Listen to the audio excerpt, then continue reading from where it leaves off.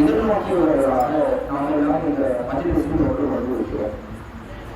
இந்த அருமையான சந்தர்ப்பத்தில் அல்லாஹ் நமக்கு அருள் இருக்கக்கூடிய ஒரு மாபெரும் அருள், அதை நினைவுறுத்தும் வகையில் ஒரு சில செய்திகளை நாம் அளித்துக் கொண்டிருக்கிறோம். ரமதான் என்று சொன்னால் நமக்கு முதல்வரை நினைவுக்கு வரக்கூடியது நோன்பு. அதையடுத்து இரவு சகல் செய்வோம், இஃப்தார் நோன்பு திறப்போம். இப்படி பல விஷயங்கள் நமக்கு ரமதான் என்று சொல்லும் போது நினைவுகிறோம். ஆனால் அதை காட்டிலும் முக்கியத்துவம் வாய்ந்த ஒன்று என்னவென்றால், ரமலானுடைய மாதத்திற்கு சிறப்பு வந்ததற்கு காரணமான திருமறை குர்ஆனாக இருக்கிறது. ரமலானுடைய மாதம் என்று சொன்னால் முதலில் நமக்கு ஞாபகம் வர வேண்டியது திருமறை குர்ஆன் தான். ஏனென்றால் அல்லாஹ்வின் திருமறை குர்ஆனை ரமலானுக்கு எதன் காரணமாக சிறப்பு என்று சொல்லும்போது, ஷஹ்ரு ரமலான் அல்லதி உன்சில ஃபீஹில் குர்ஆன் ஹுதல் லின்னாஸ் யுபையினாத்தின் மினல் ஹுதா வல் ஃபுர்கான். ரமலானுடைய மாதமானது எத்தகைய மகத்துவம் உடையது என்றால், அதில்தான் மனிதர்களுக்கு நேர்வழி காட்டும் திருக்குர்ஆன் என்னும் வேதம் அருளப்பட்டது. அது நன்மை தீமையை பிரித்தறிவித்து நேரான வழியை தெளிவாக கூறியது வசனங்களை உடையதாகவும் இருக்கிறது. ஆகவே உங்களில் எவர் மாதத்தை அடைகிறாரோ அவர் நோன்பு அவர்களுக்கும் என்று அல்லாஹ் திருமறை குர்ஆனில் பக்ரா என்கின்ற அத்தியாயத்தில் நமக்கு பாடம் நடத்துவாங்க. இந்த ரமலானுடைய மாதத்திற்கு சிறப்புவதற்கு காரணம், ரமலானுடைய மாதத்தில் நான் குர்ஆனை உங்களுக்கு அருளினேன்.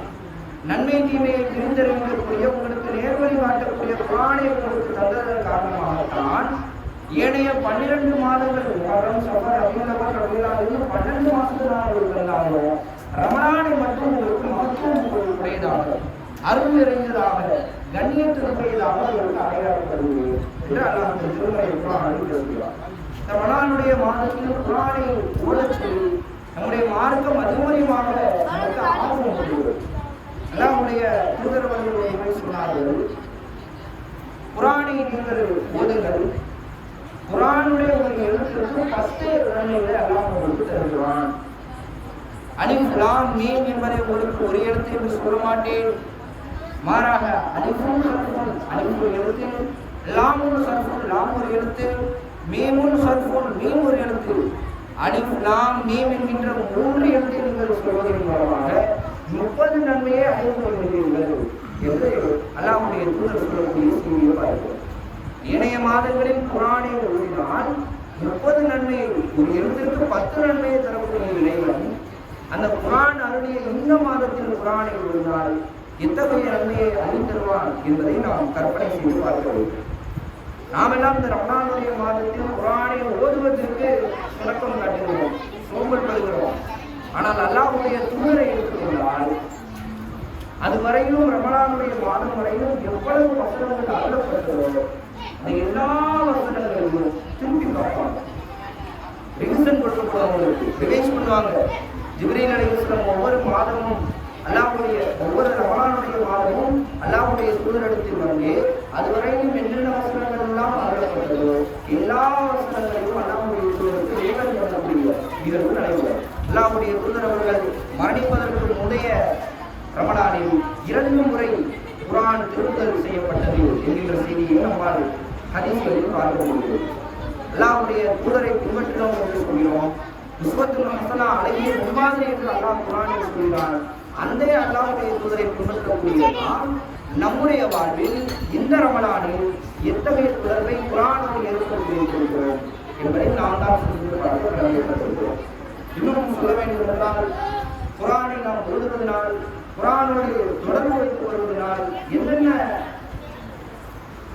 சிறப்புகள் நமக்கு கிடைக்கிறது என்று சொன்னால், அல்லாஹ்வுடைய தூதர் அவர்கள் கூறினார்கள், குர்ஆனை நீங்கள் வாசித்தால், குர்ஆனின் தினசரி ஓதக்கூடிய ஒரு பழக்கம் உங்களிடத்தில் இருந்தால் நாளை மறுமையில் அந்த குர்ஆன் உங்களுக்கு சாட்சி சொல்லக்கூடியதாக வரும் என்று அல்லாஹ்வுடைய தூதர் சொல்வார்.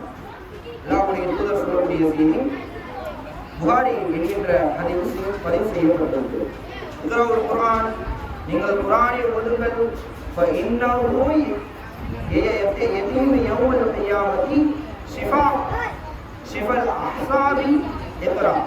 நீங்கள் குர்ஆனை ஓதி வாருங்கள், ஏனெனில் குர்ஆன் ஓதி வருபவர்களுக்கு அது மறுமை நாளில் வந்து இறைவனிடம் பரிந்துரை செய்யும் என்று அல்லாஹ் சொல்றார். இன்னும் அடுத்ததாக சொல்றாங்க, இன்னும் ஒளிச்சுடரான அல் பக்ரா 2வது அத்தியாயம் மற்றும் ஆலி இம்ரான் 3வது அத்தியாயம் ஆகிய இரு அத்தியாயங்களையும் ஓதி வருங்கள், ஏனெனில் அவை மறுமை நாளில் நிழல் தரும் வேகங்களை போன்றோ அல்லது அணியணியாக பறக்கும் பறவை கூட்டங்களை போன்றோ வந்து நம்மோடு தொடர்புடையவர்களுக்காக இறைவனிடம் வாதாடும் என்பதாக நாம் சொல்றாங்க. இந்த நிகழ்வு அப்படியே இமேஜின் பண்ணிப்பாங்க. நாளை மறுமையில எந்த ஒரு வாய்ப்பும் நமக்கு தப்புவதற்கு இருக்காது. மகஷர் மைதானத்தில் தலைங்கருகாமையில் சூரியன் இருக்கக்கூடிய அந்த நேரத்தில், அல்லாஹ்வுடைய அருள் மட்டுமே இருக்கக்கூடிய அந்த நேரத்தில், அல்லாஹ் ரப்பல் ஆலமீன் அவனிடத்தில் நமக்காக பரிந்துரை செய்யும் யாரும் இருக்க மாட்டார்கள்.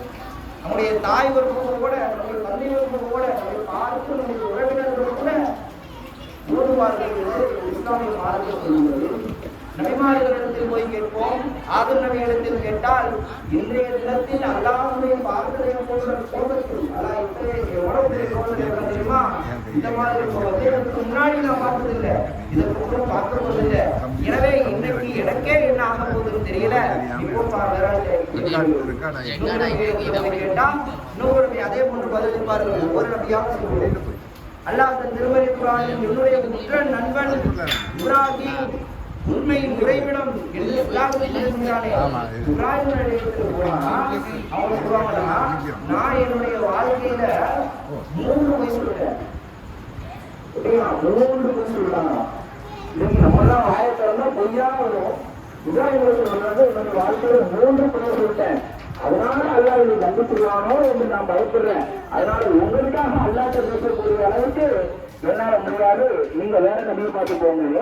அல்லாஹ்வுடைய உற்ற நண்பர் நம்ம அல்லாஹ்வுக்கு பரிந்துரை செய்வதற்கு மறுப்பார்கள், முடியாது என்றால், அப்படிப்பட்ட அந்த சூழலில் நாம் ஓதிய அந்த குர்ஆனுடைய வசனங்கள், பக்ரா, ஆலி இம்ரான் போன்ற அத்தியாயங்கள், அதோடு நாம் தொடர்பு வைத்துக் கொண்ட காரணத்தால் மறுமையில் நமக்காக அல்லாஹ்வுக்கு நிறைவா உலகத்தில் வாழும் பொழுது உன்னுடைய அடியான் நீ அருளிய என்னை குர்ஆனை ஓதக்கூடிய பழக்கமுடையவனாக இருந்தான், எனவே இவனை பார்த்து அனுப்பியாளா, இவனை சொல்வதற்கு அனுப்பியாளா, இவனை நரகத்திலிருந்து பாதுகாப்பாயா என்று அந்த குர்ஆன் நமக்காக வாழும் அல்லாஹ்விற்கும் பரிந்துரை செய்யும் என்றால் எப்படிப்பட்ட வாக்கியம் அவங்க நினைத்து பாருங்க.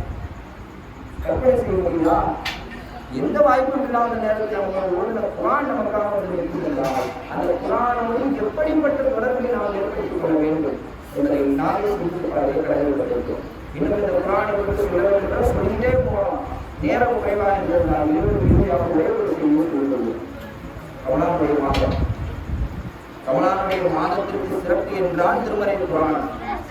திருமறை குர்ஆன் இந்த மாதத்தில் அருளப்பட்ட காரணத்தால் தான் ரமலானுக்கு சிறப்பு. குர்ஆனினால் தான் ரமலானுக்கு சிறப்பை தவிர ரமலானினால் குர்ஆனுக்கு சிறப்பு இல்லை. குர்ஆனினால் நோன்புக்கு இந்த ரமலானுடைய மாதத்துக்கு நோன்பு ஏற்படுத்தப்பட்டதை தவிர நோன்பினால் ரமலானில் குர்ஆன் அருளப்படலை. இப்படிலாம் குர்ஆனுக்கு இஸ்லாமிய மார்க்கம் சிறப்பிக்கூடிய சூழல்கள். இந்த ரமலானுடைய மாதத்தில் அதிகமாக குர்ஆனோடு தொடர்பு வைத்துக் கொள்ள வேண்டும். அல்லாஹ்வுடைய தூதர்கள் சொன்னார்கள், யார் அழகான முறையில் குர்ஆனை ஓதுகிறாரோ அவர் நாளை மறுமையில் உயர்ந்தவர்களான கண்ணியமிக்கவர்களான வானவர்களோடு இருப்பார்கள், மலக்குமார்களை போன்றவர்கள். அப்படிப்பட்ட இடத்துக்கு அல்லாஹ் உயர்த்துவான் என்று அல்லாஹ் சொல்றாங்க. அதே நேரத்தில் எனக்கு குர்ஆன் ஓத தெரியாது, இதுக்கப்புறம் என்னால் அதை கற்றுக்க முடியாது, திக்கி தான் ஓடுவேன், எனக்கு ஒரு கஷ்டம் என்று சொல்லக்கூடியவர்கள் கூட, அப்படி முக்கி தடுமாறி திடலை சொல்லக்கூடியவர்களுக்கு கூட அல்லாஹ் 2 மடங்கு நன்மையை தருகிறான் என்று அல்லாஹ்வுடைய தூதர் இந்த குர்ஆனை ஓதுவதற்கு அதிகமாக ஆர்வம் கொள்கிறார்கள். எனவே தினமும் ஒரு நாளைக்கு ஒரு ஜுஸ் ஓத முடியும். இன்றைக்கு ஒரு இலக்கு, ஒரு தீர்மானம் எடுப்போம், இன்னைக்கு எழுதும் ஒவ்வொரு நாளும் ஒரு ஜுஸ் முடிப்பேன். ஒரு ஜுஸ் என்றோடனே பெருசா தெரியும், ஒரு ஜுஸா 15 லைன் குர்ஆனை நீங்க எடுத்து பார்த்தீங்க அப்படின்னா ஒரு ஜுஸ் 20 பேஜ் தான். ஒரு ஜுஸ் 20 பேஜ் தான். சுபஹுக்கு பிறகு ஒரு 4 பக்கங்கள், நுகருக்கு பிறகு, அசருக்கு பிறகு, மகரிப்புக்கு பிறகு, இஷாவுக்கு பிறகு 4 பக்கங்களை விட்டா ஒரு நாளுக்கு விஷயம் கொடுத்துருவான். ஒரு 4 பக்கத்துக்கு ஒரு வெளியே விட்டுருவான். எனவே இப்படி நம்ம யோசிச்சு பார்த்தோம். அதிகமாக குரானை ஓடி மன்னரையிலும் மதுரையிலும் நமக்கு வெற்றியை தரக்கூடிய அந்த குரானோட தொடர்பியை ஏற்படுத்திக் கொள்ளக்கூடியவர்களாக இன்னும் காண முடியல. அதான் 2வது பொருள். இன்னும் 20க்கு மேல 25, 27, 28 பிறையோடு இருக்கு. அதனால அதிகமாக குரானை ஓடுவதற்கு முயற்சி செய்யுங்கள். குரானை ஓத தெரியாதவர்கள் அதிகமாக கற்றுக்கொள்வதற்கு ஆர்வப்படுவதற்கு என்று கூறி இந்த சிறிய வகையை எழுந்து கொள்கிறோம்.